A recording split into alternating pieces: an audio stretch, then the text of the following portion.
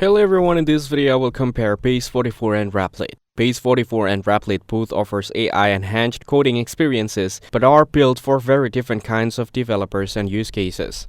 Base44 is designed as an AI teammate for professional developers working on real-world projects.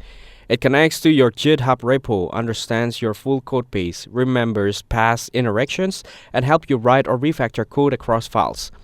It's like pairing with a senior engineer who has long-term memory and knows your stack.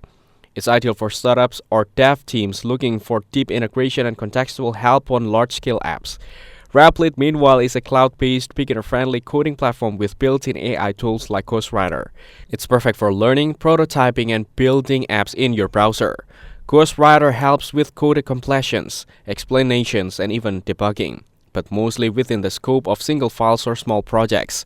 Replit also supports real-time collaboration and is popular among solo developers and hobbyists. So if you're working on a serious multi-repo project and want an AI that feels like part of your dev team, Base44 is better. But if you're learning to code, building side projects, and want everything in one place in your browser, Replit is way to go. Thanks for watching. Don't forget to like and subscribe for more videos like this.